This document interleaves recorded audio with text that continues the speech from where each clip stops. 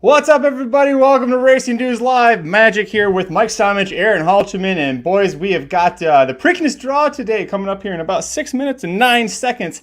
If you are wondering where it's located online, it's going to be facebook.com/Preakness, but you can stick right here with us. We'll give you all the information and none of the bullshit. Well, our own version of bullshit, but none of the other bullshit over there.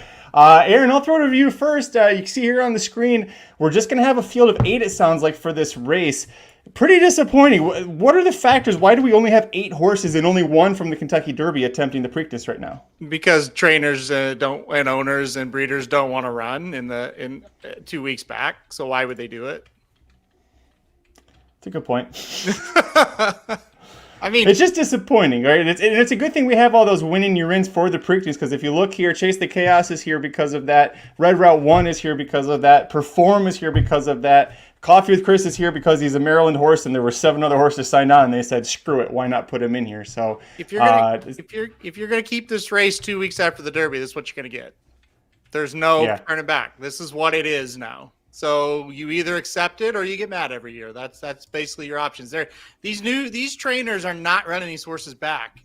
They're just not going to do it. The only reason Mage is here is because he won the Kentucky Derby, and there is definitely a pressure to do it. And I'm sure he wouldn't be here if he wasn't doing just great or perfect. But they're just not going to do it. This is not a series anymore. This is 3 separate races within a 5-week span on our racing schedule. This is what it is now. And that's okay. I'm not complaining about it, but this is what it is. Yeah, as Curtis Manlow says in the chat, a combination of things. No one cares about the Preakness. Crop sizes are diminishing. That's a big part, and they're just really, maybe this year too, there really aren't that many good horses. Last year we at least saw a few horses go from the Derby to the Preakness, and Epicenter finished second in both of those races. So, with a little bit different racing luck, maybe he wins both and goes to the Belmont. Mike, you've been on the Mage train for a while now, and Mage is going to be the favorite here. Before we get the draw or anything, with this field, what odds do you think he is? Because the wedding was the Derby. This is the funeral. Yeah, or the honeymoon, one of the two. There you go. I think he's probably 7-5, 6-5 in this field, something like that. And to me, the biggest question here is, the draw obviously not nearly as important here in the Preakness as is in the Derby. To me, the biggest question is, can Mays run back to that Derby? If Mage runs the Derby again, he should be 1-9 against this field, right? It's the question of after 2 weeks, is he going to be able to wheel back that quickly? He's a smaller horse, lightly raced. I mean, so there's more of a bounce question than anything else on the Mage side, because Aaron, if he runs that Derby, does he win by 8 lengths, 10 lengths? I mean, what's the win margin? He's going to win fairly easily. I don't know if it's 8 or 10, because there is one other horse that might be decent in the field, but 4 or 5 or 6, right? I mean, the simple fact is that Derby performance is just better than anything else in this field. So to me, he catches a very it's never easy. I'm never going to say it's an easy spot, but he catches a very nice field compared to what he had to win or what he had to overcome and defeat in the Kentucky Derby. I think Kevin's still a little upset that he lost his Angel of Empire bet in the Kentucky Derby there. It's okay. It's all right. We're all here to help you get past it. We'll move on with this Preakness. So they just came out and said they'll be starting in 4 or so-ish minutes. That's horse racing. We already got the Gulfstream Drag going. They haven't even started the show yet. How about this one? This will be a fun one. Jesse brings up Red Route 1 coming from the parking lot. Kills him every time. This is a fun one with Tappet Trice we were talking about. Who's going to be last, I guess, on the backstretch? And how many horses besides Red Route 1, Mike, will be off the screen on the TV? I mean, Red Route 1's going to be last, right? I mean, this is the easiest handicap ever if you're looking for that. But he'll be last around the first turn and make a big time run. I mean, I would guess everyone else is rather close to the pace based on what you see. I mean, Blazing Sevens has tactical speed. National Treasure is going to be forwardly placed. First Mission is going to be forwardly placed. Mage, like, it's funny. The Derby break was probably his second best break of his career. If he breaks that like that again, that's a winning break, like for Mage. So, and he will be more forwardly placed because he's got the tactical speed to be there if he needs to be and gets out okay. So, I mean, to me, this is one of those situations where you could have a bunch of horses within 4 or 5 lengths of the lead, and then Red Route 1 coming from another zip code. I know there's some talk. Nick Feldman saying National Treasure wire to wire. Aaron, that's kind of the thing that sticks out to me here is where's the pace? I mean, Coffee with Chris, from watching his Laurel stuff, he could be forwardly placed. You'd expect it, but he's not. He's not a threat. We'll just be honest about that. National Treasures, he seemed like a decent threat to wire this field, or have we seen enough from him so far in his career that you're just ready to chuck him again? I mean, as the thunder rolls at my house here, I don't know if you guys could hear that, but yeah, I think National Treasure's got a very good shot to be on the lead or right there. I don't know how serious you take him at this point. He has had some excuses, like he never really has gotten into a sharp training pattern to really get fit and ready. It seems like now would be the time where it's like, okay, we might see a fit National Treasure. I don't know, man. I think he does have kind of a pace advantage, but it's a weird thing, right, Somich? Because Mage is probably faster than him early if he wants to be. Like, National Treasure is not a burner, right? Yeah, he's not. I mean, that's the thing we talk about, like, oh, National Treasure now might be. This might be the first time National Treasure gets the lead in a race in a really long time. Like, yeah. He's never really gotten that comfortable up front. I mean, it's always been someone who is faster than him in every single race, be it Cave Rock when he was 2, when he was 3, it's been other Baffords. It's just like he's never been that loose, comfortable leader, which I think is what we're all most afraid of when you're looking at a Baffert horse, is a horse that gets loose on the lead and then can kind of keep going with it. So to me, I think you got to at least respect National Treasure. The problem is National Treasure has disappointed all of us so many times with the efforts that we've seen from him. Like, I think we all thought he was better than what we've seen in his last 4 or 5 races, let alone just the last couple. So it's, what do you do there, right? How do you handicap that? I do agree with you, Aaron. I think Mage is as fast as National Treasure if he wants to be. I don't know if he wants to be, but I also think if Mage is within a length turning for home and he replicates that Kentucky Derby, he's going right by National Treasure. I agree. I think the post position obviously doesn't mean much, but I think how Mage is kind of ridden in this race will be interesting, because if it does slow way down, he could really, I mean, if you go back to his maiden race, he's probably the fastest horse in this race early. So it's kind of weird. It's like this closer who's had great success closing is probably the fastest horse in the race early. So it is kind of a weird situation what they'll do with him. To me, you're just going to take him back and do the same thing. But we'll see. I mean, a horse like First Mission, even in a field like this, might be on or very near that lead. There's just not a ton of speed in this one. So I don't think you're going to get a pace anywhere close to the Derby. No doubt about that. Oh, that's 100%. Yeah, I 100% agree with you. I think you might even get a 48.5. Mm-hmm.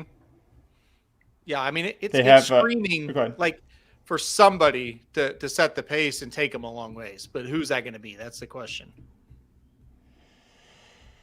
They're doing the I'll hand it to them. They're doing the post draw on the stage in the infield where all the concerts are playing, and they advertise the Preakness post draw by showing all the different concerts they've had there. So, and Brittany Aaron's got a drink in her hand. All right, this is already going better than the Derby draw. This is at least more entertaining.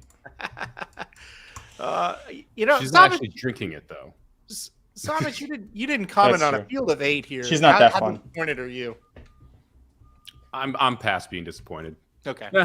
We're in the same boat. It's just like, hey, look, I don't think it's a Triple Crown problem. I think it's a Preakness problem. No one cares about this race. People care about winning the Belmont. People care about winning the Derby.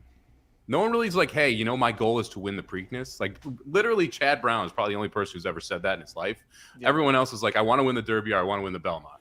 And the Preakness is the afterthought. It's 2 weeks later. If you're not going for a Triple Crown, there's a lot of questions as to why you'd run your horse in this race anyway. So this is what you're going to get. So either the Preakness needs to find a financial reason to motivate owners to come here, or this is going to be a consistent issue in the middle jewel, right? So, okay. Like, to me, it's like I'm not going to scream to high heavens that they should move the race because it's ridiculous that everyone talks about that, but no one actually has a plan for it. And then to expect that to happen quickly at all in horse racing is ridiculous in my mind. Like, do you think this is going to actually happen? No. So just calm down, understand this is what we're working with, and realize this is a Preakness problem, not a Triple Crown problem. Yeah, it is. It is definitely a Preakness problem, and again, it's one of those things, right? These guys now, they're just not going to run them. Like if Dwayne Lucas trained Angel of Empire and Mark Casse trained Two Phils, they would be here, but that's not going to happen anymore. It's just not. So you're either going to deal with it or move it. That's the only two things you can do. I mean, I don't think moving it to California is going to solve anything. Have you seen the problems California has with their or with their field sizes? No. I mean, my argument, even if you moved it to 2 weeks from today, I think you'd have a similar feel to this. People are going to be lining up to go try and run in the Preakness. Like it's a Preakness problem. Yeah. You're not going to get much better. You might get one or two extras. I don't think you do fix it. Yeah. Without moving the date. Moving the date is going to get a couple of extra ones. There's no doubt. Will it get a ton? I don't know. It will get a couple. After that, there's just not a whole lot you can do. And is moving the date going to be worth? Go ahead. You offer $1 million bonus to any Kentucky Derby horse that wins the Preakness. Horse that ran in the Derby, right? Like that's how you fix. If you really want to fix the problem, you just throw money at it. I don't think they'll do it. I don't think that'll fix it. I think you get more than 8. If you ran in the Kentucky Derby and you won this race, you get $1 million. Or if you run in the Derby, your entry for this is free. Yeah. Right? Like that's how you need to financially incentivize people to want to be here because the race itself isn't that, a massive thing. Yep. You could limit the number of Derby horses. I mean, I know they won't do that, but that's a possibility. There's never a need for 20 horses in that field. It's not a possibility, but it's a logical thing. Yeah. But that's not because it's logical. That's why it's not possible. Right. Yeah, that is not happening. I mean, it's just like baseball should be playing 100 games instead of 162, but we're never doing that. No. No. All right. Ryan, Facebook.com/Preakness. That's where they're going to be doing this. Oh shoot! Is that Aiden Butler that's speaking? I know he works for First. He said he's been at the Guinness bar since 9 a.m. So that's a good person to have on at 5:30 local time. It depends how fast you drink, right? Is that a real thing, Magic, that you just said? Yeah, that's what he said. He said I've been at the Guinness factory since 9 a.m. or Guinness brewery, something about being at Guinness since 9 a.m. Classic. If you hear him too, he sounds like it. Oh, that's great. Sounds like Mike, probably what Mike sounded like Sunday morning after his music festival. Yeah, I sounded beautiful. At least you have a deep voice to begin with. It just sounds a little extra gravelly. Yeah. Slurring Steve. The closed captions are struggling. We'll put it that way. I don't have to lock him up. The closed captions are struggling with some of these words. It's also interesting that we run the Sir Barton on this day as well, which is a 3-year-old race. That's another thing you could do is eliminate that, try to get a couple of those horses in there. But again, this Tappett's Conquest or Arabian Lion, Dennington, does that really help the Preakness, I mean, would you want to bet any of them? Maybe not. But the way Arabian Lion almost won the Lexington, he's going to take one, so it will help from a betting perspective, and it gives another Baffert in there, which gives you intrigue. But then, if the Sir Barton isn't here, did they just not show up? Then that's the other thing. Maybe What's kind of the same argument with the Curlin and the Jim Dandy on the same weekend. Yep. It's like maybe you get one horse from the Curlin. The others are only running in it because they haven't won a stakes, and that's a place to win a stakes race. It's not because they're like, oh, we're going to skip the Jim Dandy for the Curlin. No, it's, hey, this is a much better spot for us. Yeah, you're right. Get on to floor asks if Forte is allowed to run the Belmont. He's allowed to. Pletcher already said, I mean, maybe he changes his tune, but he said that they weren't going to consider it for him. So Maybe he changes that. Really wants a mile and a half. Yeah. Especially very few horses do. Yeah, especially when you're sitting there with Tapit Trice, who seems like a mile and a half is a good distance in the Pletcher barn. Yeah. It's unfortunate. Forte kind of dominated all the headlines all the way up until the day of the Kentucky Derby, and we're not going to see him in any of the Triple Crown races. So, boy, what a weird year it's been. Really weird. Do you think anyone tries to go Haskell Travers? Magic and I were talking about this after the Magic Mike show last year because there's a lot of horses that kind of fit in that area. And we've got a lot of horses we haven't seen that are going to try and come back for the summer that would logically point to one of those races. I think there's 3 weeks between them this year. Do you think there's any shot we have a horse go for it? I think there's 5 in between the Haskell. Oh, is it 5 this year? Yeah. Usually it's 3 or 4. I think it's 5 this year. I'd have to look at that up, but it seems like that's what it was. But anyway, yes, I do think you're going to see that. Listen, there are horses that should be well rested for the summer, right? Yep. And so that is, Kings Barnes would be one that makes sense. Like a Bishop's Bay, Archangelo that just won the Peter Pan. Those two would make sense to try that. So, there it is. Okay, so it's 4 weeks. I'm sorry, not 5. But yeah, there is adequate space to try it. You know, your Pletchers and your Browns, they're probably going to go Jim Dandy and Travers just because they're at Saratoga. But some of these other guys will try it, no doubt about it. It was interesting. I think the last one was 03. Is that right, Magic? There was a stretch there, 06 maybe. The last one who won both the Haskell and the Travers. But like prior to that, there were like 5 of them that did it in the 20 years before. So it was a very common thing. Now, not so common, just because of the time between the races. Point Given was the last one to do it, and 2001.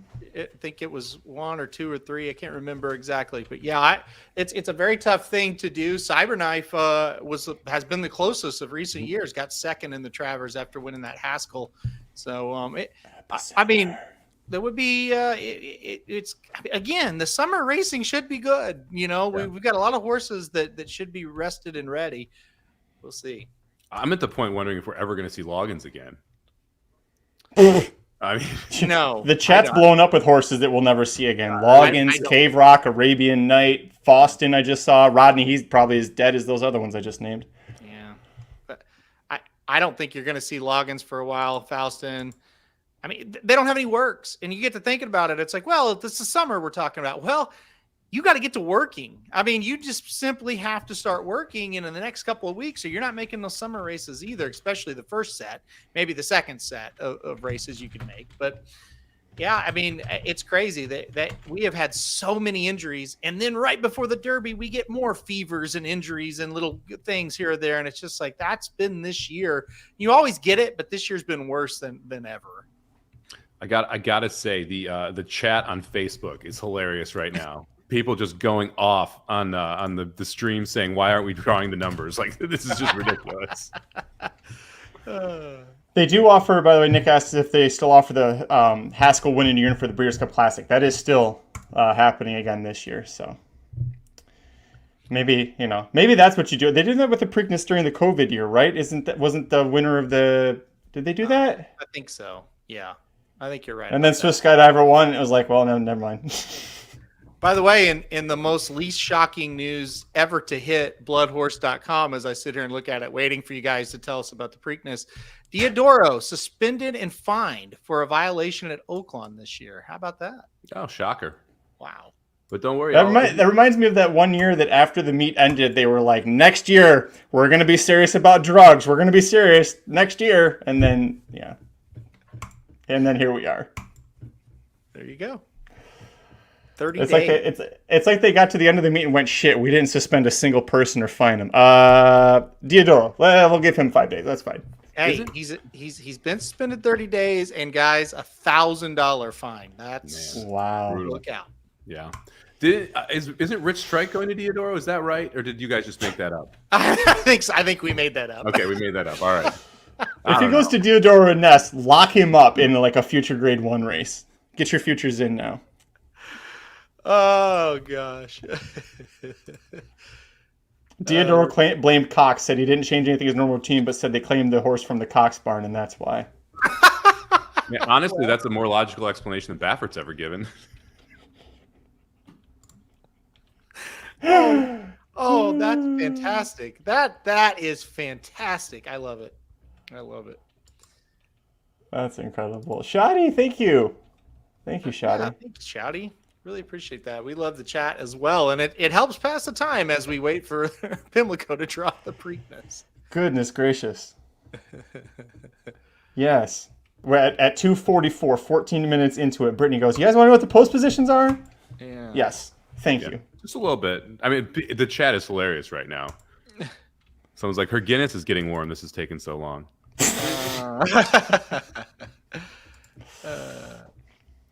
Diodor did say he is not fighting it. So it's like, I'm positive the Cox Brown did it, so I'm not going to fight this one. He says, this is a quote, I'm just going to take it like a big boy and hope it doesn't happen again.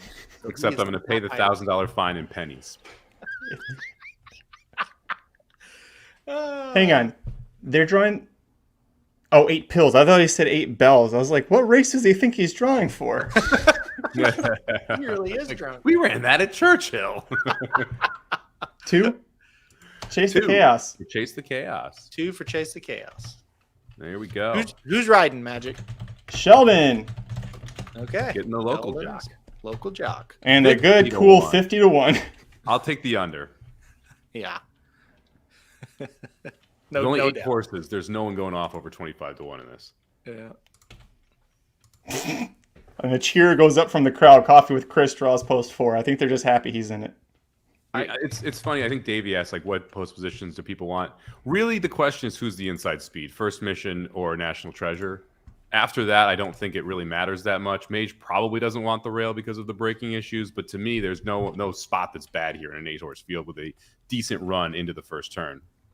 Yeah, it's all just bad luck. You know, Mage got 3. Okay. Let's see what those odds are. Come on. 8-5.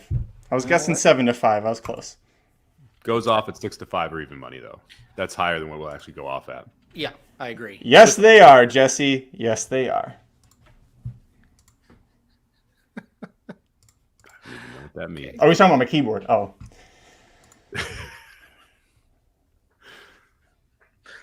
Who's next, Magic? First Mission gets the outside post. Okay. All right, I'm going to guess 5-2. Hey, it's 5-2. Look at that. That's good for National Treasure. Yep. It'd be interesting if National Treasure draws the 5, 6, or 7. Mage actually could be the speed if you wanted to be. It kind of feels like the Florida Derby when Mage drew the 4, and we all thought, hey, maybe Mage is going to be on the lead today. Why every single one of us played him in an exacta that day? It's because he might be tough. He might get brave. Yeah, he might get loose. He got loose in the back. Yeah, and last 4 wide. Perform 15-1 on Perform. Okay. That Tessio win. I forget what we were live for when that was. It Wood Memorial Day when he won that race. That last second, like he dove off the rail and went 4 lanes out and somehow got there in time. National Treasure drew the rail. Okay. Well, he's going. There's your speed. That answers that question. 4-1. So basically 4-1. Will he go gate to wire? That's the question. Hold on, I got to do something. You guys keep going. I want to look something up. You think he'll go off at 4-1? No. What do you think he'll be? I think he's probably around there. I don't think he's going to go off like 3-1 or 2-1, 5-2, anything like that. Okay. I think First Mission and Mage take all the money. Okay. He was 5-2 in the Santa Anita Derby. Yeah, but he was bad in the Santa Anita Derby. Oh, he was. No, he was. He was. I'm just saying. I was just looking at his odds, just kind of compare to this field. Yeah, finished 4th in the Santa Anita Derby, and now he'll be 4-1 in the Preakness. Now, how about Blazing Sevens? First of all, draws post 7. That's funny. 6-1 on Blazing Sevens. Do you want to touch that horse anywhere close? I mean, I don't want to touch that horse anyways. Mike and I both think he's probably better at 1 turn, but 6-1. I don't think it's a terrible morning line. No. It's Chad Brown and Irad Ortiz. The horse is going to get bad. Well, the last 2 times that this will get talked about ad nauseum for the rest of the week, but Chad skipping the Derby for the Preakness with this horse did work previous 2 times. FYI, Blazing Sevens was 6-1 in the Bluegrass. and now he's 6-1 in the Preakness. He was also bad in the Bluegrass. He was. He wasn't any good at all. He wasn't any good, and he was considerably better than he was in the Fountain of Youth. Yep. So it's crazy. 6-1 though. I'm with Somich. Somebody's got to be the fourth choice. He is the logical one, I guess. I don't know. Red Route 1, maybe you could have put in there. So I guess the real question now, right? Who do you throw out of your try? Mage, National Treasure, or First Mission? Because you got to chuck one of the three if you want to try and make any money here. Yep. So which one do you think is the least likely to finish in the top three? I would probably take National Treasure out and try Red Route 1. Yeah, I think I'm going to try and beat First Mission. Yeah. Yeah. I think that's a good question, though. I mean, because that like obviously those are the three horses that are going to be the shortest prices. They're going to be the three most used in the try. If you're going to play the try, you got to try and figure out how to get around at least one of them. I mean, to me, National Treasure, he just hasn't done enough. But again, I have not. They just drew. I haven't even looked at this. So obviously, don't take this for what it is. But here for like solid set in stone. But National Treasure just hasn't done very much. No ride for Pratt, which will make our buddy Kevin proud. He's gonna be happy. There's no Pratt. There's a lack of. I mean, you've got the stars, but not all the stars. That's for sure. Jockey wise, of course, you only have 8, so you're not gonna get all of them. But only 5 of the big name guys are here. Here we go, Mike. What are the odds Mage wins the Triple Crown? I think it's 12-1 right now, which is way too big if you're going to bet a win-win parlay. Yeah. But probably too short to be accurate. Mage is going to have a tough time in the Belmont. It's just not the race that he wants. He doesn't like.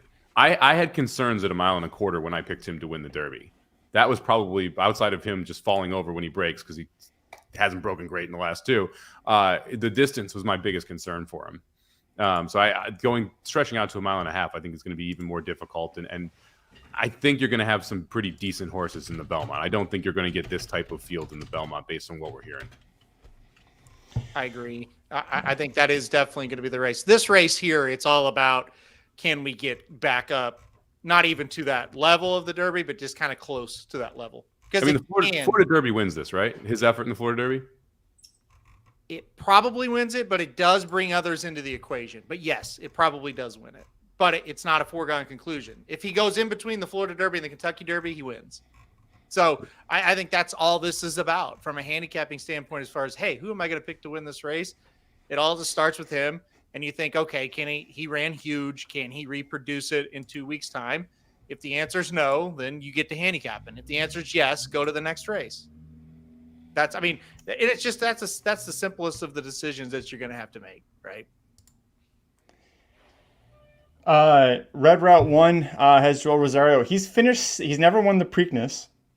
Should have won it last year. He's finished second 4 times. The dude loves to run second in the Preakness. I know every horse is different, but as Truth Exposed says, bet the long shots at the board. I think Red Route 1, from a long shot standpoint, any of those 4 horses, I think that's the one I'm going to go with because he's going to keep coming with the run. It's just a matter of if he gets, how many horses can he get past. So let's go ahead and give out our trifectas right now. I'll go First Mission, Mage, Red Route 1 for mine. Aaron, what are you going to do? Yeah, I'll key Red Route 1 and 3rd. I'll go First Mission, Mage, Red Route 1 and 3rd. Mike? Mage, National Treasure, Cold in the first 2 spots, and then put like Coffee with Chris Perform in Red Route 1 in the 3rd spot. All right. Well, it's maybe not the most exciting race to talk about from a draw perspective, but it will be an exciting race. It'll be an exciting week over at racingdudes.com. We're going to have content coming to you all week long, just like we did leading up to the Kentucky Derby. Make sure you go to youtube.com/racingdudes, subscribe, and hit the notification bell if you haven't already. We will be live. We'll do a live show Friday for an hour covering the Black Eyed Susan and the Pimlico special, and then we'll be back on Saturday headlining with the Preakness Stakes. We don't have the card out yet, obviously, so we don't know what races, but thank God it's not going to be an hour and a half between every race like they did for the Derby. So we'll be here for that. And make sure you also tune in every Wednesday through Sunday, including this week for Dudes Who Bet Daily. We'll be talking some Preakness news, but we'll also be talking our best bets from around the horse racing and sports world. And guys, we're going to wake up tomorrow morning, and it seems like the Seattle Kraken and the Vegas Golden Knights might be fighting for a cup berth. That's a world we could potentially live in tomorrow. Are you prepared for that?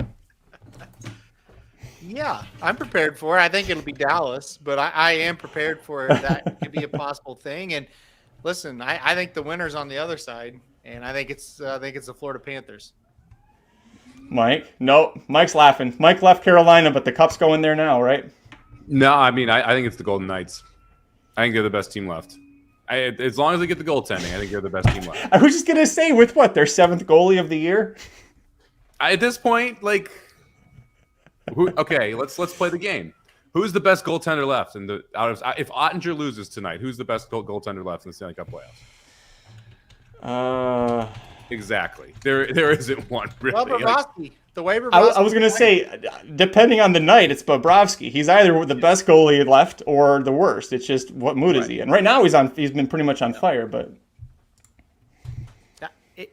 he's the best, and that's going to your point, though, Somich. There's not a good one left. Yeah. So at that point, I'm not as concerned as long as they can step up and play well. And look, Hill played great last night. Like, the Oilers dominated that game for large stretches, and they could not score on them. So. Yep. Yeah. Listen, I don't think Ottinger's that. I mean, he's great. Don't get me wrong, but the way he's playing right now, he's had some periods that it's like these stages in games where he's been absolutely awful. But it was a lot of fun to get that over in easy on Saturday. Yeah. Oh my God, you had the over in the second period, like 15 minutes left. Well, thanks everybody for joining. If you haven't yet, click like on the video. And again, make sure you subscribe to youtube.com/racingdudes. We'll be here all week, and we'll have previews for this, the Black Eyed Susan, and other big races for this weekend in Pimlico up at racingdudes.com. For Aaron Halterman, Mike Somich, Jared Welch couldn't be with us. Thank you so much for joining us. We'll see you guys next time. RacingDudes.com is your home for the best free picks for every race, every track across the country. We're ramping up for the 2023 Kentucky Derby, and we want you to join us in the fun. Subscribe to Racing Dudes YouTube channel and click the notification bell so you never miss a single video. Want to make money betting horses? Bet with the Racing Dudes.